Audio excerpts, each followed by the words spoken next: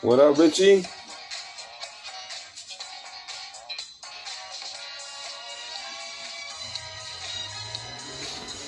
All night day.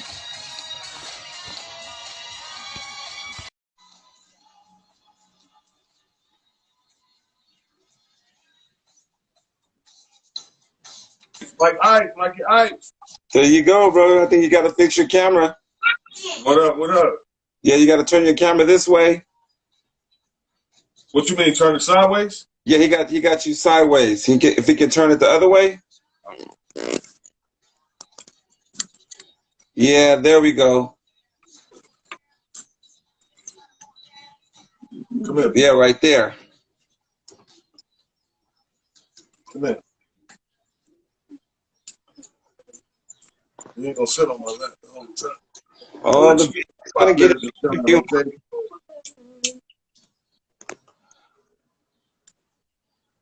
All right, brother. Can you see me? Nah, I can't see you the way the camera is. Oh, yeah, they got to fix the camera closer. Because I can see you good. Yeah, but he's shooting me from the front camera though. Oh, You want me okay. to switch to the back camera to the reverse? Uh, You know what I mean? To the selfie? yeah. All right, we're gonna switch to the selfie.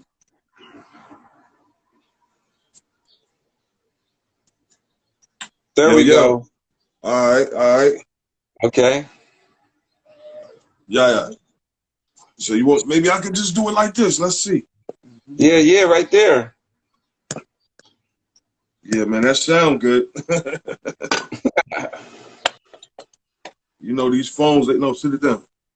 Right. Yeah, there you go. All right. How's that, bro? Yeah, that's good right there. All right, cool.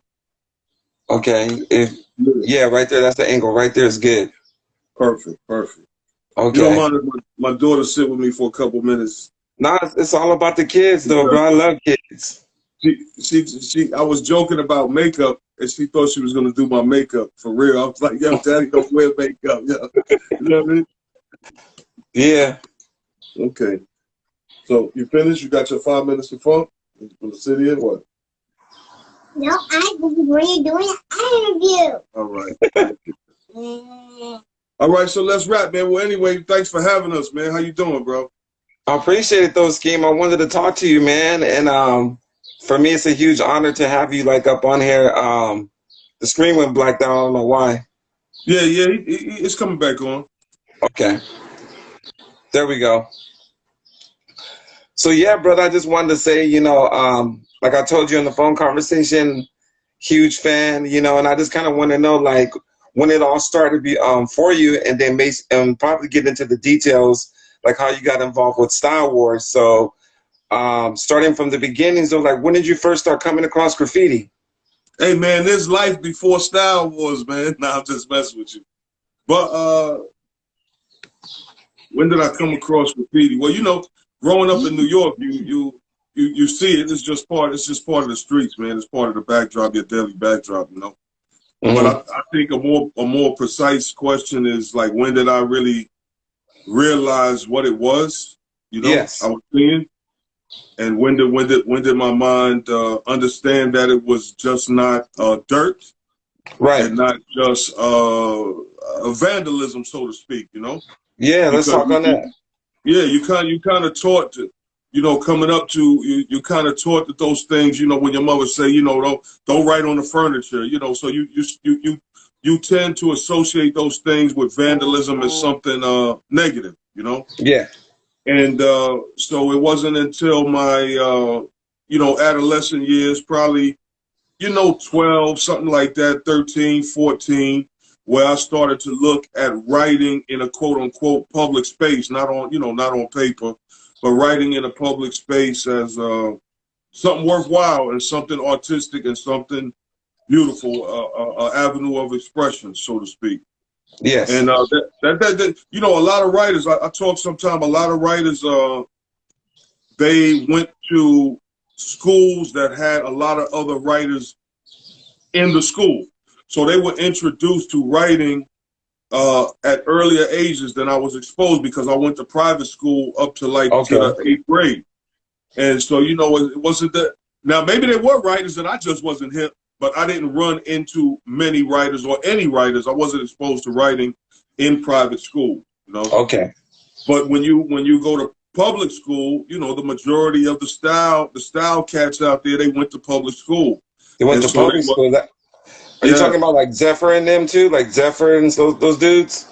Well, I don't really know what school Zephyr went to, so I'm not necessarily talking about Zephyr, but I'm talking about like Uptown Bronx cats and Harlem cats. Mm. Yeah. Yeah. So what year was that going on? Like when you first started, like you said, you started noticing that it's just more than just vandalism. Well, for a number of years, I went to this camp. It was a sleepaway camp associated with this thing called the Mission Society, and it was housed out of what was called the Minnesink Townhouse in Harlem. Okay. You know, just a couple blocks from my house, as a matter of fact. And they had a camp every summer, and so I don't think every summer, but most summers, a lot of summers, maybe 5 summers, my mother sent me, you know, to the camp, you know, just so I would, you know, because my mother worked. And if, you know, my mother being at work, I would have just basically been sitting around the house all day in the street, getting in trouble. So my mother was like, yo, you got to be supervised, you know what I mean? Because I'm at work. So during the summer, my mother would send me to the camp. And in the camp, we stayed in these wooden cabins, log cabins, so to speak. And then inside the cabin, they had bunk beds. And the bunk beds were constructed out of wood. And the bed itself was canvas. And so as I got older, I started realizing that the beds weren't just scribbled up and dirty. It was people writing their names, right? You know, people who had gone to the camp, you know, like, you know, so-and-so loves so-and-so, you know, but little things also like Superfly, stuff like that, you know, emulate things that was like in what they call blaxploitation movies, which I really think is a misnomer anyway, but so-called blaxploitation movies, you would see things like Superfly, you know, and the early remnants of graffiti writing. And, you know, unbeknownst to me, there probably was some writers there, but I wasn't, you know, my third eye wasn't open to that. I really didn't know what I was looking at. But I did realize that the writing was, in fact, not scribble, that it was, in fact, certain different hand styles. I started to notice, you know, the delicacies of some of the hand styles. And so that was my real exposure to writing in a public space. It wasn't until I came back from camp that year that I put 2 and 2 together. Oh, the writing on the bunks. Now that's when I started reading what I was seeing on the train, because before I didn't take the time to read it. As a matter of fact, I don't think that some of it I couldn't read. But somehow, you know, over that summer, you know, through the exposure, I came back, I was like, oh shit, I can read what it says. And that's when I realized it was people's names, it was people's nicknames. And this was like 78. Oh, 78, okay. Yeah. So that's when I started, you know, dabbling, you know, just writing around the house. You probably heard the story me tell before that I wrote Cheerios, right? Okay. Which was my first, I used to think it was the first name I wrote. And it was horrible. But I tell you, you know, bless my mother, man. You know, my mother passed, and I was, yeah, thank you, brother. When my mother passed, and, you know, me and some of my kids, you know, we was, you know, taking care of the apartment, taking care of the affairs and cleaning out the apartment and stuff like that.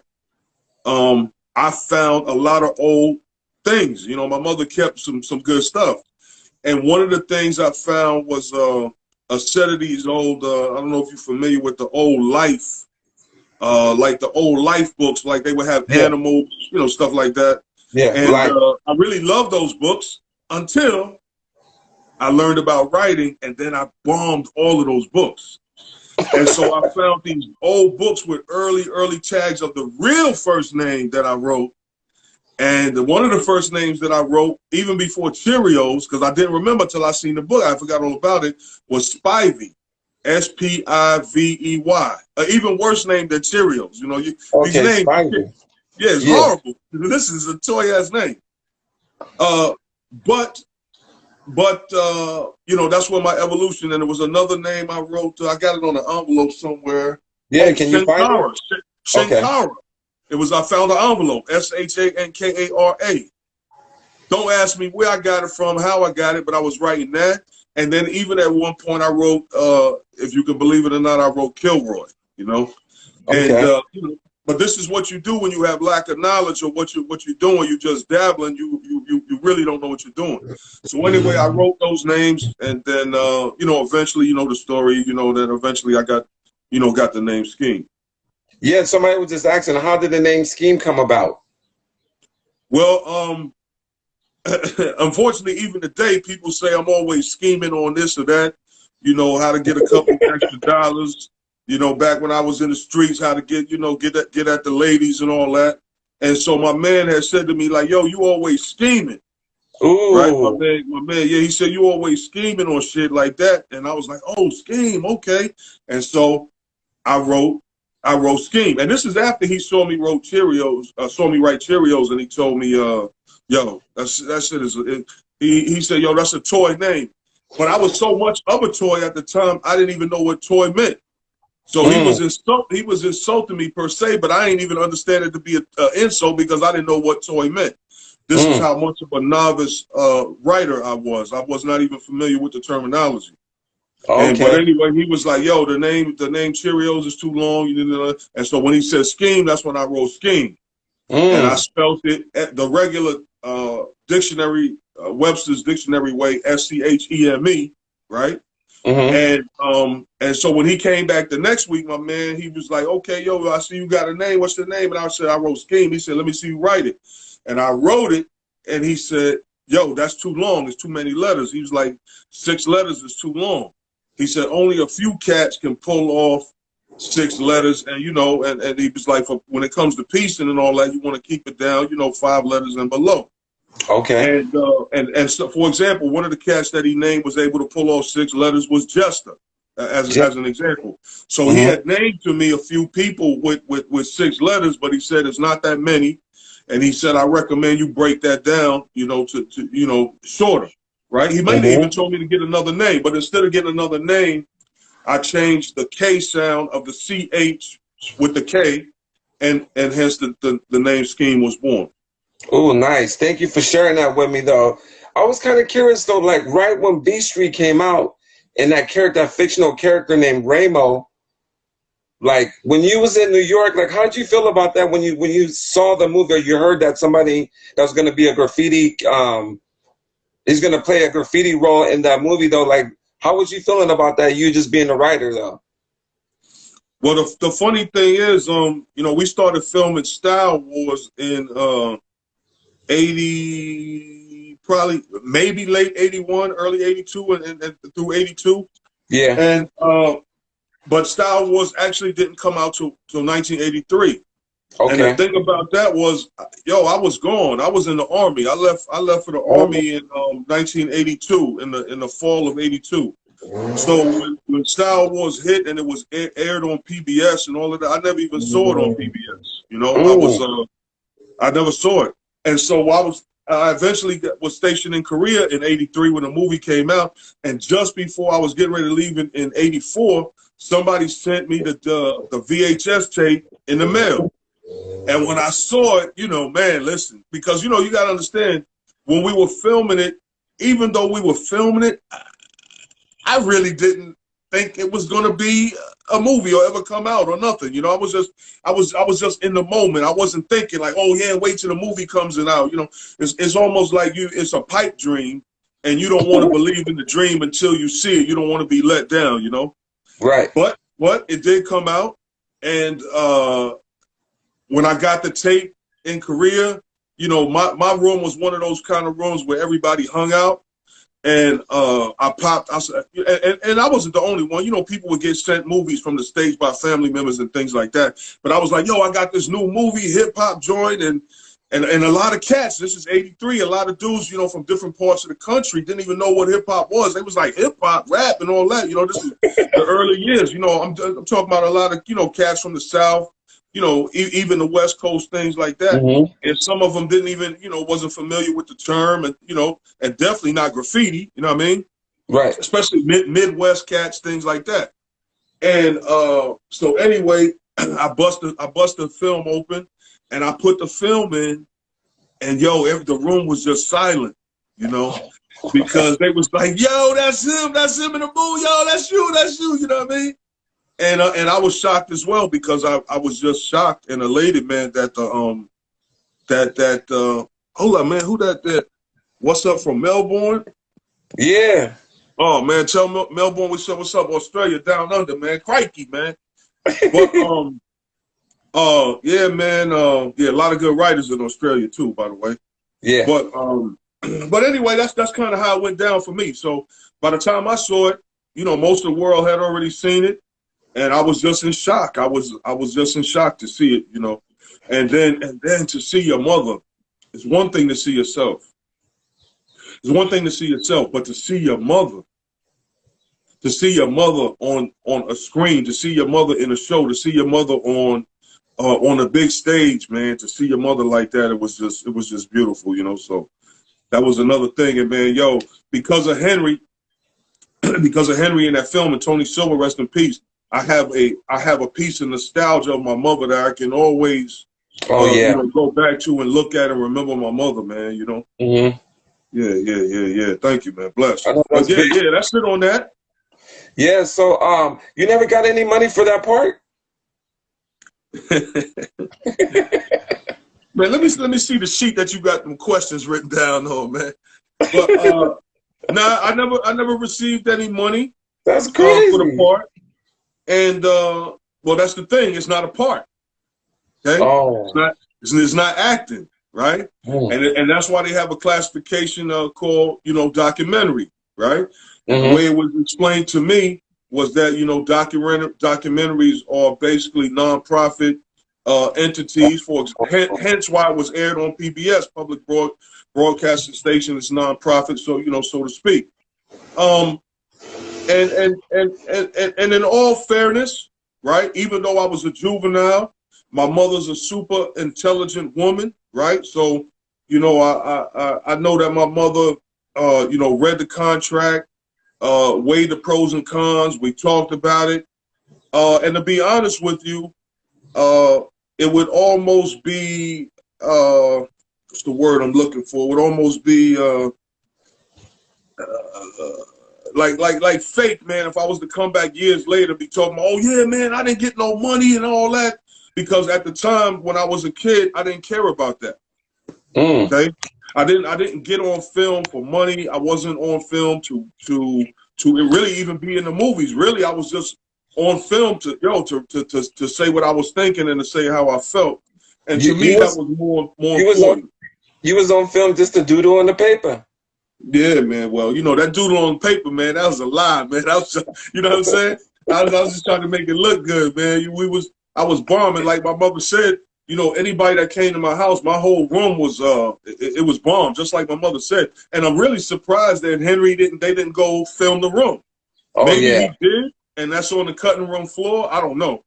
But my room was bombed. It was bombed with tags from, you know, writers that used to come to my house. And I used to have in my room, I used to have this lamp. It was made out of it was in the shape of a dice, right? A die, you know, a dice, yeah. And it where the numbers was at, the holes was cut out, you know, all around. So 1, 2, 3, you know, like that. And all these writers had tagged the dice. You know what I mean? And if I would have kept that damn lamp, you know, they'd probably even make, first of all, they probably even make lamps like that anymore, but let alone that lamp with all of these tags from all the writers that came to my house. You know, when I left, man, my mother got rid of all of that stuff. Oh. Yo, she got rid of my paint. Yo, but when I left, I had at least, let me see, 1, 2. I had at least a 3-foot high stack of you know, Rust-Oleum Krylon in the closet. So she got rid of that. She painted over the whole entire room. If you was to go to the room, you can still see the tags coming through the paint because, you know, that Flowmaster, and that marsh ink and that supermarket purple, man, it's going to come through latex. Mm. You would have to paint it a trillion times. And I can tell what she gave up because she finally put wood paneling up, you know, to cover it Oh, up yeah. because the paint wasn't doing it, so she covered it with wood paneling. Somebody said, do you have pictures of your room? Yo, no, man. The only Oh, picture that I even have close of my room you got something right is there? I don't know. I'm gonna have to. I'll dig through in a sec. Okay. But it really doesn't show the room itself. Well, there's a picture on Instagram of me in the room with the wood paneling, but you're not gonna see the tags. That's now. And Yeah. the other picture that I have of my room back in the days, it really only shows the couch or the pull-out bed, because I had like a pull-out bed couch in there, and it has all my paint and ink and an outline that I was gonna do. And our outline, I was closing up a call, but Okay. it has a outline that I was gonna do that night in the yard that I actually eventually did. And it was the night that I went to the yard. It was me, Phase 2, and a writer named Payne. And Mm. that's the night we did the Skeme and Payne card. And so Mm. I had all the paint lined up. And that's the only real picture I got, like, of my room back in the days. You know, it's Okay. funny because you just don't think, yo, listen, man, I admire the people who had the forethought to take pictures of all of those things. I'm not going to lie, man. My mind just wasn't there. My mind was like, go to the yard, go to the yard, go to the yard, go to the yard, bomb, smash, destroy. I wasn't thinking about documenting nothing, you know? And Oh, that's man. just the truth. It's a shame, but it's the truth. So what time would you get up at night to go bombing? Was it like 2 or 3 o'clock in the morning? It depends. Your sound went down a little bit, bro. Okay. My sound's up right now. Yeah, it's a little low on this end. Let me see. I think when you got that phone call, like I think it tones down the sound. But Yeah, I can but my hear. sound is fully up. But I can hear you, though. Yeah, it's loud enough. Yeah, I can barely hear you. That's crazy. I think when you got that phone call, I think it took down the sound. Yeah, I've heard that before. Yeah, because sometimes when somebody call me, the volume of you, I can barely hear it. I don't know why. Let me see if there's anything I can do. You can't hear me too good? Nah, not really. I just pull it up like this. Let me see. All right, let's rock it like this so I can hear you. Go Okay, ahead. well, is it good now? It's still low, but I can hear you. Okay. All right. So, I forgot the last question I was asking you. So, what was your I don't want original? to turn this into a Teddy Riley and Babyface moment, man. With the technical difficulties, man. Yeah. So, Skeme, who was some of the writers that you was looking up before you? I know there was another generation of writers. Oh yeah, definitely. Well, I tell you, you know, my number one yard, my main yard, of course, as you know, was the 3 yard. Okay. Right? And the 3 yard is situated at 148th Street. On one tail end is on Lenox, and the other tail end ends up on 7th Avenue. And it's actually situated under a school, 2 public schools, IS 10 and PS 200, Intermediary School 10 and Public School 200, right? And Yeah. that was the local neighborhood school, and the 3 yard is right up under that school, those 2 schools, Okay. right? And then in the back of the yard or the back of the school, where we used to go in through the fence, is a handball court, and there's also some tennis courts back there. But there's a handball court right by where we used to cut a hole in the fence. And on the other side of the handball court, not facing the yard, when you came out, the first time I went to the yard, matter of fact, I didn't even go in the yard yet. I was just over there kind of peeking around, you know, trying to get a feel. And I happened to go on the other side of the handball court, and there was a piece on the handball court. It said A. Ramsey, right? And it got, I was a super toy. I knew nothing.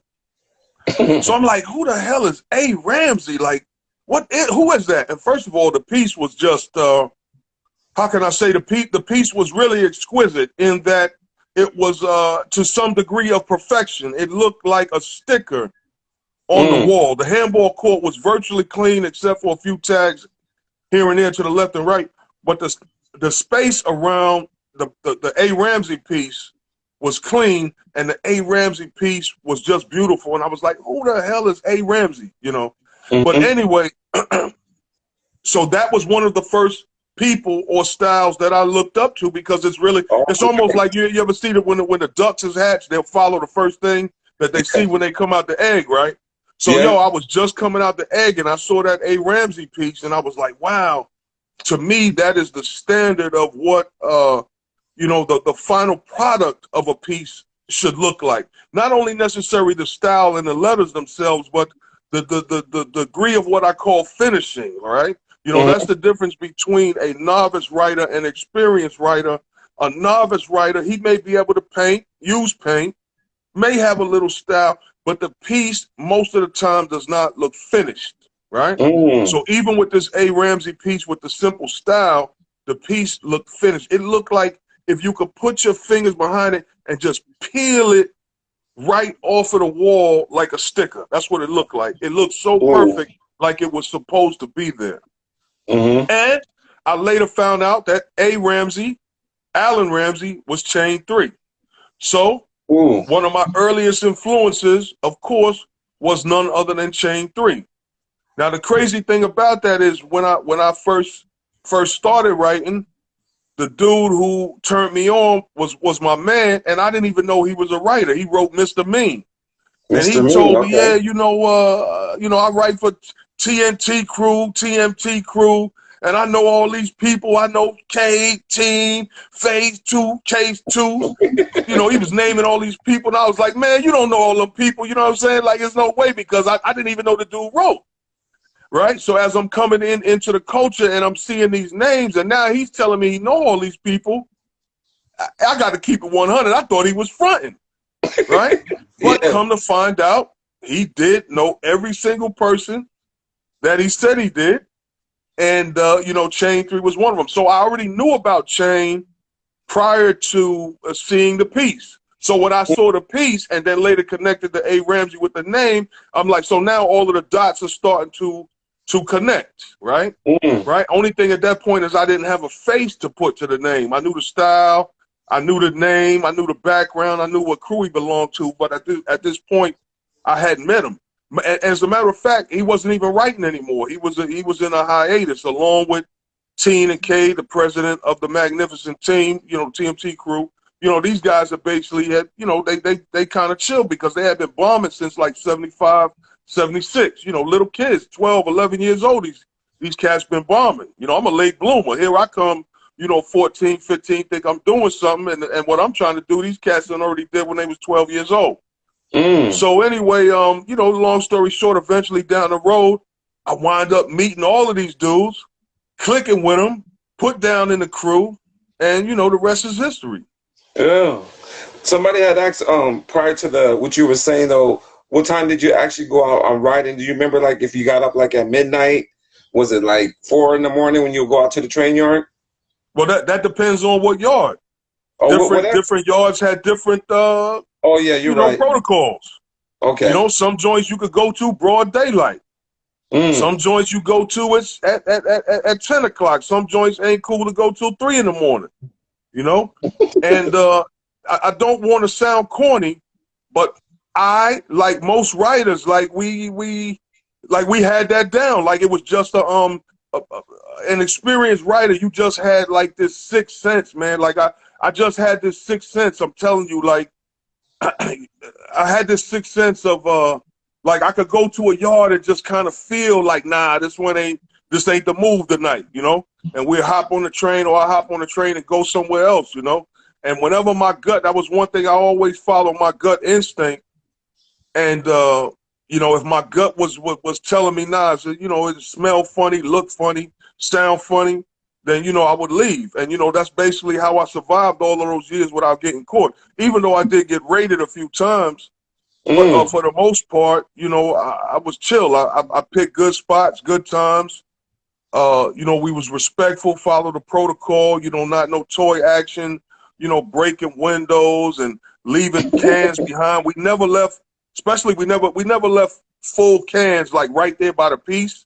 Like if you had to leave a can at the very worst, we would take the cans and throw it, you know, under the train, or we would put it in a bag and take it out, you know, and throw it out. But you know, not just throwing cans all over the yard because that makes the yard hot. So, you know, we try to stay away from those activities. But to your question, different times, different protocols for different yards. Right, right. Skeme, somebody said, you got any good chase stories? Like you're at the yard and you can say, I remember this one time this cop, he was just chasing me over some tracks. They asked him, you got any chase stories? Hell, that's the story I was going to tell. You just told it.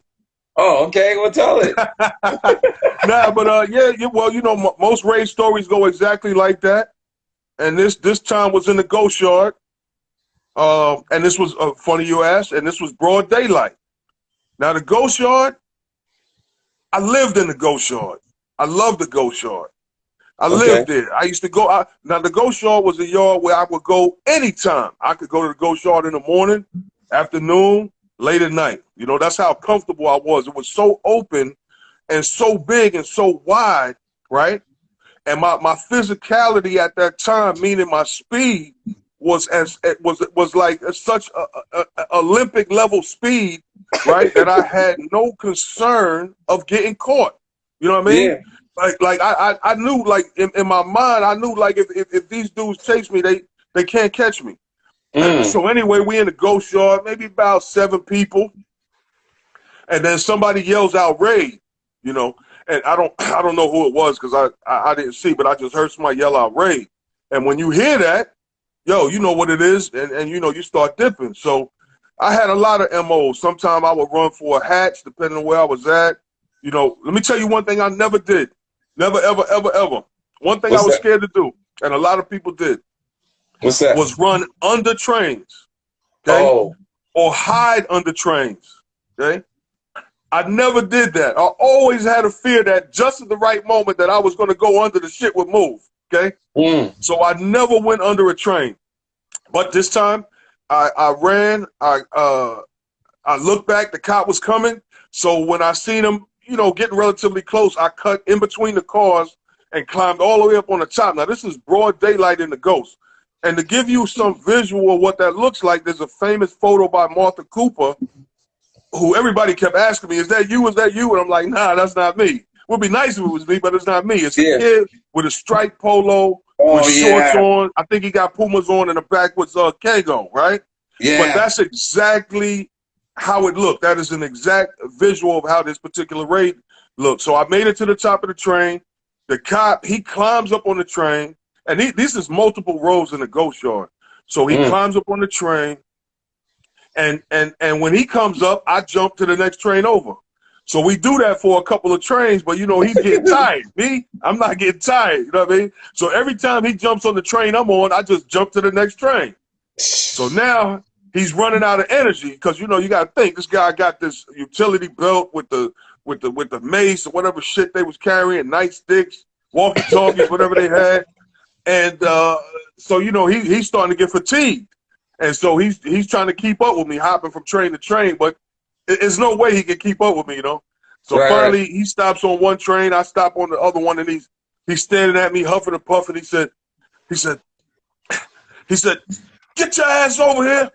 You know, the more you make me chase you, the more I'm gonna fuck you up going downtown. And I was like, you're gonna have to catch me.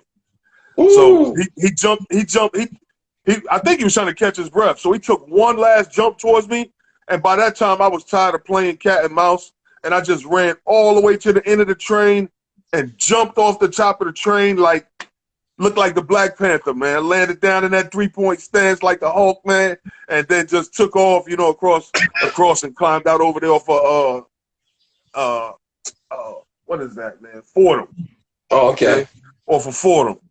And I think it's exit 9 on 87. But yeah, man, it just dipped, man. And raids was like that, you know. And I had the speed, so I never worried. I never worried about getting caught, to be honest. Somebody said, why is it called the Ghost Yard? Well, it's called the Ghost Yard. Now, this is me. Now, this ain't gospel. Let me tell you why I think it's called the Ghost Yard. The ghost yard is the 207th maintenance yard, and in that yard there's a lot of broken trains. Some of them will never run again. Many of them have the windows busted, the fronts may be smashed from collisions or, you know, derailments. And so the bottom line, you know, at night it looks really eerie, you know.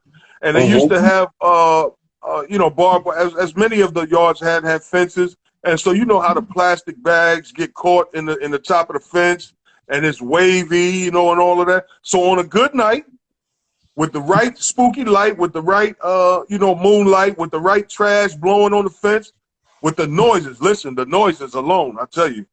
Okay, you got to have nerves of steel to deal with the noises, right? And not panic at every noise, because at every turn is a different noise.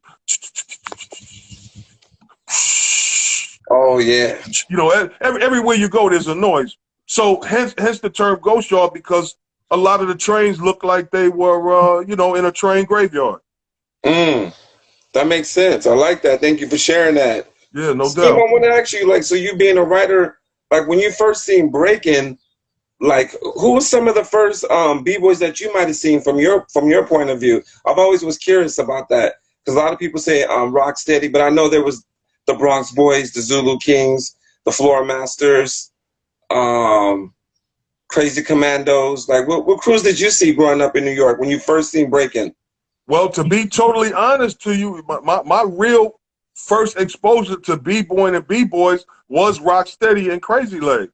Okay. Like, I really wasn't out, you know, as a matter of fact, you know, I used to go to jams. We used to go to a spot called the Renaissance in Harlem. To go to PAL in the Bronx, the Audubon, you know, different places like that to party, you know, Bronx River. But those, at this time, when I went, it was more partying and dancing with chicks.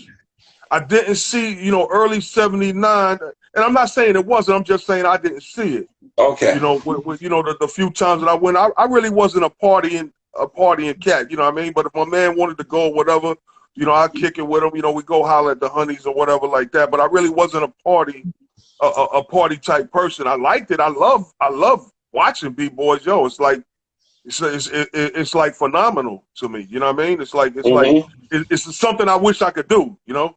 Yeah.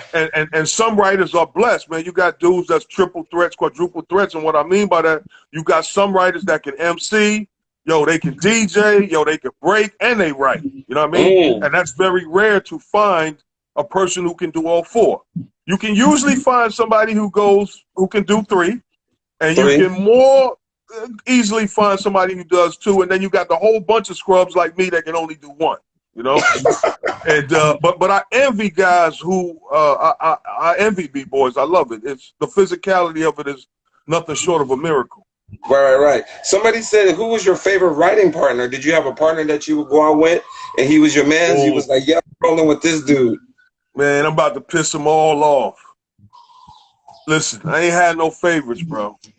Oh. Okay? I didn't have no favorites, bro. Listen, I changed partners many times because I was out of my mind. I was going 5, 6.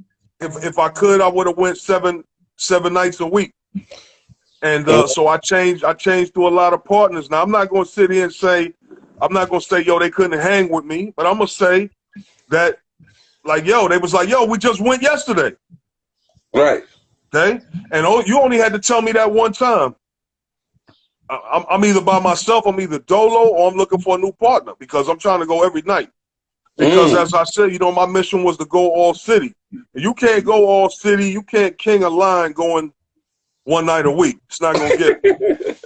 Okay?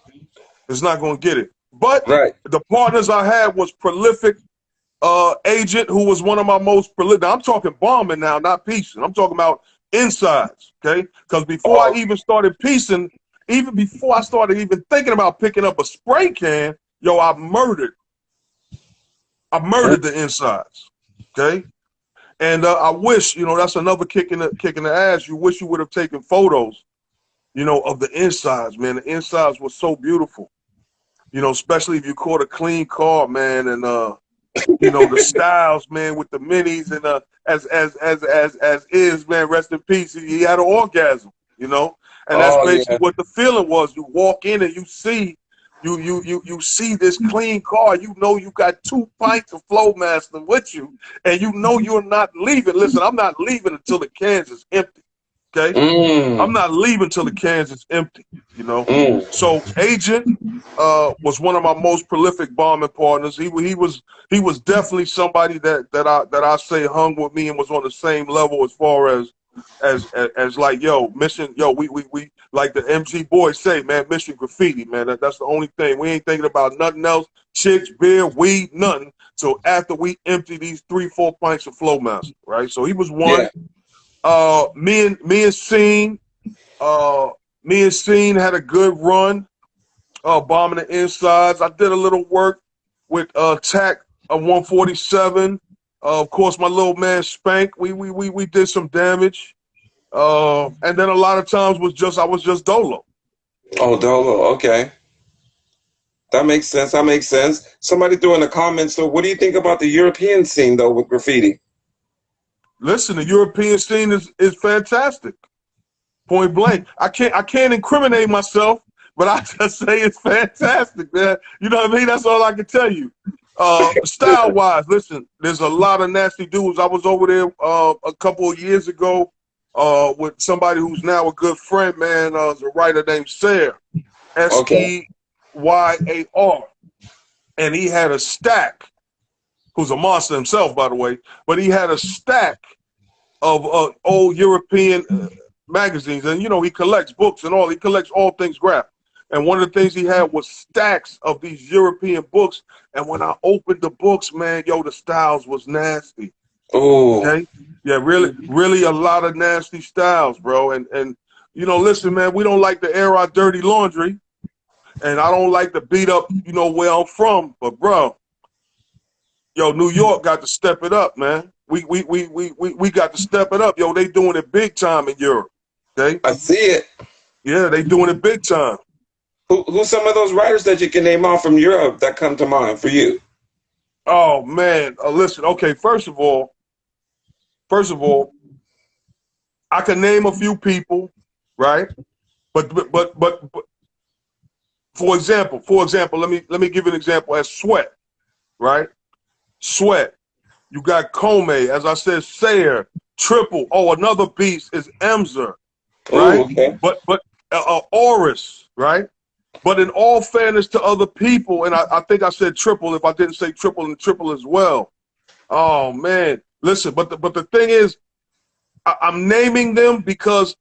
Not because, but I can definitely recall their names because I have personal relationships with them, and I've done things with them. Okay, so it's I don't want to say only their names as if they're the only ones. Now there's a lot more dudes, but there's so many dudes like bro, and I'm remiss because I should have made a list. Yeah. Right, so that I could name these guys because there's a really lot of nasty style writing dudes in Europe.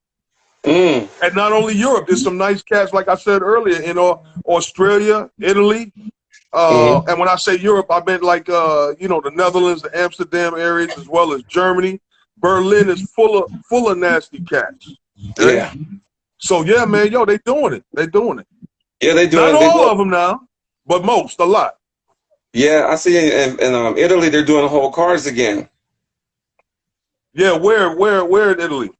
I'm gonna find out for sure because I have a friend that lives in Italy, and she was filming the train yards, and you can see the trains going by with full pieces on them, like right before the virus. And I thought that was. I have no idea who that is, and if I did, I wouldn't say. Let me see. How do your kids feel when they saw you on Star Wars? Does any of your kids really know who you are? Like when it comes to like graffiti wise, they'd be like, oh shoot, like that's my dad.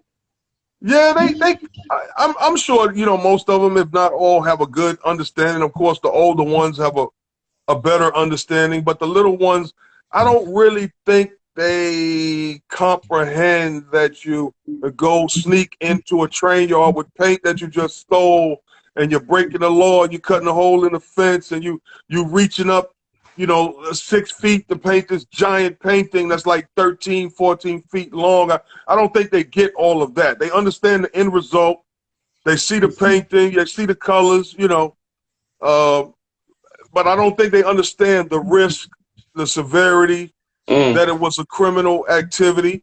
And I don't even think they would equate painting because, you know, this is a painting household. So I don't think they would even equate painting and art with a criminal activity. Like I was talking to a cat last night on the internet. He was telling me about his man who did time for painting. Like it just doesn't register me that someone could be sent to prison for painting. Like with all the other shit crimes that's out here, how could you put a person in jail for creating art? You know, I got you on what you call community service. I got you on the fine. Okay, all right. We destroyed some shit. Let's pay to clean it up. I got that. But you take a young man or even a young lady and send them to prison or jail for painting when you got cats out here doing A, B, C, D, E, F, and G, doesn't make sense to me. Never will. That was me. I was telling you, I got a homeboy that he went to prison for. Oh, that was you. Yeah. Yeah, he went to prison for a while. It was shocking to us, like, damn, you know? Yeah, it's sick. But they do that as to make an example. Okay? They think that's a deterrent. But you and I both know that's no deterrent because one person in jail becomes a martyr and one person in jail creates 20 new writers. True. Yeah, that doesn't stop anything. If that stopped anything, there wouldn't be any crime because prison is full of people who did quote unquote crimes, but crimes have been going on since Cain killed Abel, right? So we know that's no deterrent. Yeah, I definitely agree with you on that. So before the virus had hit, Skeme, like, how often would you paint, or you just mostly like just do like little drawings around the house? Would you actually physically go out and paint? Yeah, I had a decent, you know, I'm kind of like still on my little comeback trail. I did a couple painting. I'm not talking about illegal now. I'm talking about legal walls. Right. Right? I'm talking about legal walls, right? So I did quite a few paintings, yeah. I think it would be awesome too, man, if you actually came out with a book. You ever thought about writing a book? Yeah. I'm in talks right now with some publishers, but the publishers, some of them is trying to tell me, yo, it's not the good time for a graffiti book. You know, the graffiti book genre is kind of, you know, played. We don't think the book is going to sell. I'm like, listen, it's going to sell. I'm like, listen, I got the story of the century, man. Okay, I got the untold story, man. So yeah, so I'm in some talks with a few couple of publishers, and you know, worst case scenario, if those things don't work out, I'm gonna have to pull myself up by my own bootstraps. Well, get some boots first, pull myself up by my own bootstraps, and self-publish my book. That's what I'm saying. Paint up some pictures, though, bro. Put them out there and sell them, and you can get that money. Start a GoFundMe, whatever you can. I'll support you because I want to read these books. I love reading. Right. Yeah. Right. I'd rather see. Yeah, I definitely want to write it because there's a lot of things. There's a lot of things that need to be righted, need to be corrected. There's a lot of things that have been inserted to my history that's should not be in my history. I'll put it like that. Yeah, and these books will just live as long. They'll outlive you, and generations can pick up that book. And 200 years from now, people will be like, "Yo, I got the Skeme book." You know what I'm saying? You remember when I got the book? So I think it will be a very smart investment for yourself to come out with a book. So even your grandkids, when they have kids, like that book would just stay within your family. You know what I'm saying? And your legacy will never be forgotten. Agreed. Yeah. I think that's dope. So how do you feel about hip hop today, Skeme? Yeah, I love hip hop today. Yeah.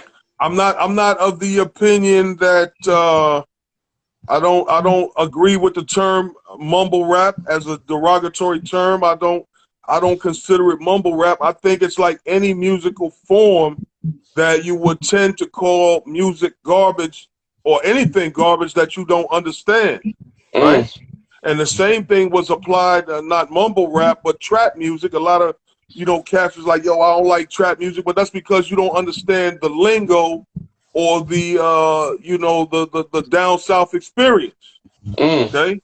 So we tend to call things that we're not familiar with we tend to call them not worthy. Okay. That's what my pop said too when I was telling him I was going to keep dancing. He was like, "For what?" He's like, "That dancing ain't going to do shit for you." He was like, "You might as well get a job, and if you don't get a job, you're going to have to move out." Right. So what did you do? You kept dancing, right? I kept dancing. That's why I was still here. That's right. That's right. That's right. Yeah. So that's a crazy experience though, man. What else I want to ask you? So on the West Coast, do you know any of our West Coast histories out here as far as maybe like certain writers like Saber or Hex One or any writers out here? Yeah, I'm familiar with a lot of the MSK Okay. MSK cats work. Really cutting edge work. Saber's another dude. Kick, I really like his stuff. Now I think he's on the West Coast. But yeah, Kick. So yeah, I'm familiar with a lot of MSK cats. I definitely like their billboard movement, smashing the billboards, man. That's something I probably would have done because I'm not afraid of heights. So I'd have been right up there with them. I'm definitely familiar with the early West Coast history. How soon came from New York. Brought the remnants of LA of New York style to LA. Linked up with cats like Risk and some of those dudes. And then, we got a good, healthy family out there on the West Coast. We in TMT crew, we have a Cali division. Ooh, the president of the Cali division is Kufu. Yeah. Kufu. And then, of course, his man was put down, Tony Prize, rest in peace. Okay. Also, Rezik. Create, Dema, Ank One, so these are some of the cats we got repping TMT crew on the West Coast, man. We definitely got some posture out there. My man Cool Sphere, he's a West Coast, East Coast man. I think he done settled on the back on the East now, but you gotta watch him, man, because next thing you know he'll pop back up and be living on the West Coast again. But Cool Sphere, who's also a East Coast transplant, was out there for a while, rocking, representing TMT, of course. What does TMT stand for? Well, it originally was started by two brothers. Mm-hmm. Like I said, 12, 13, maybe even 11 years old. Two brothers, Teen and Cade. And originally the name of the crew was the Magnificent Two. It was them. Ooh. But then as the crew became popular and people wanted to join, people was like, yo, man, we in the crew, man. What's up with this Magnificent Two stuff? Y'all ain't the only ones. And that's when they changed. They was like, okay, we'll make it the Magnificent Team. Okay, so that's what TMT crew. And it's funny because when I was posting and hashtagging it, the Mayweather channel came and started following, like, yo, who's these cats using TMT? You know what I mean? Like, bro, we've been using TMT since 77. The crew was established in 77. Yeah. So, Mayweather came on, he probably seen, this ain't no boxing, whatever, you know what I mean? Ain't got nothing to do with boxing on my brand, plus, we out here doing our thing, man. But the Magnificent Team, the Magic Touch, the Money Team, oh, man, the Midas Touch, right? Just so many things that TMT stands for. Yeah, so what it stands for really is style. Oh, okay. Mauricio from Italy said the Mag Team or something. Yeah, the Magnificent Team. Okay, the Magnificent Team. Yeah, if he's saying Mag, that's probably short for Magnificent. Okay, yeah, true. Somebody wrote in the comments though, like, what made you leave graffiti to join the army? Oh, my mother. my mother was like, yo, that's enough. My mother was like, because I had just gotten arrested. I had recently gotten arrested, I think, either right before, right after Star Wars, some of the filming. And then, I was kind of increasingly getting in trouble. It wasn't for graffiti, though, that I got arrested for. It was actually for shoplifting and, boosting, But, yeah, my mother was like, yo, and also at this time I had dropped out of school. Kicked out of school, really. But, so, I was basically just, I was a full-time writer. I was a full-time writer and a full-time booster, That's how I kept clothes on my back, by money racking. Because my mother, once you drop out of school, moms ain't buying you no more clothes, bro. That's over with.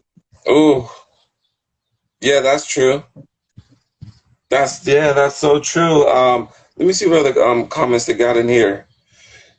They said, what younger writers have you done? Have you painted with? Have you painted with any young writers though, like projects? Like who? They said, what are some of the youngest writers that you might have painted with, like as far as like a project? On a project. Well, what do you call young? Well, anybody, I guess anybody younger than me, you calling young. So, for example, I go back to some of the cats that I said earlier. Oh, so from Australia, I got the piece with Australian cat, Corrupt. Mm-hmm. Of course, like I said, Emzer, Oris, basically the same cats that, that I named earlier. So, yeah, a few young cats, but I'm definitely selective of who I paint with, though. Okay. Is there a reason why?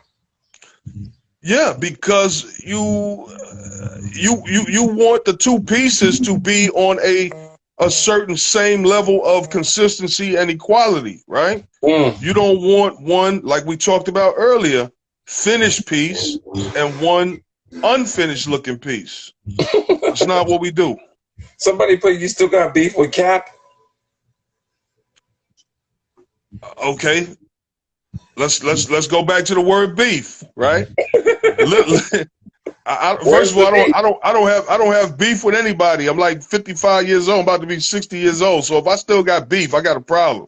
Okay? Where's the beef? Yeah, where's the beef? But first of all, Cap, man, that was 40 years ago. Yeah. Right? That was 40 years ago. That man is in no physical condition to have any issues with anybody.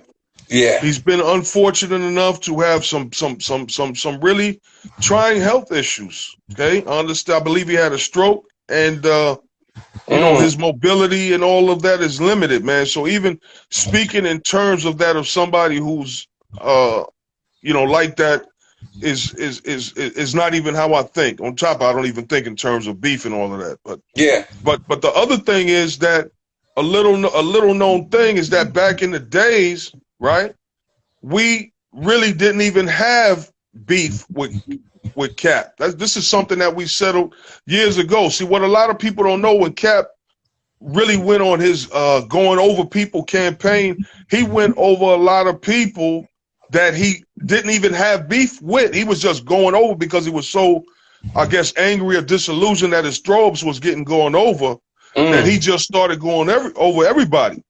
So when we went and had a sit down with him and talked to him, he was like, yo, listen, it's nothing personal. I didn't have no beef with you, personal as a person. And basically he stopped going over us. This was me and Age. This is a story that I'll tell later, the particulars of the meeting, but we did have a sit down with him and we settled it. Yeah. Thank you for sharing that though. I'm gonna hit you with one more because I got an interview with Rockefeller. You know who Rockefeller is? Nah, who that? She's from New York. She's a B-girl from the Bronx though. Like, her name is B-girl Rockefeller. Nah. Okay. But she's established B-girl. Like, she's a world-class B-girl from the Bronx. Nice. That's a good name, Rockefeller. I like that. Rockefeller. So my last question to you, Skeme, like, what advice would you give to people that's watching this video that say, you know what, I think I want to start getting into graffiti though? Like what should I do? Well, we got to make the distinction. You're talking about graffiti art or graffiti writing? Graffiti writing is illegal.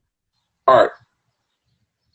Well, I'm a graffiti writer, man. So okay. But when you say they want to start getting into graffiti art, what does that mean? Because, like, to me, now this is just me.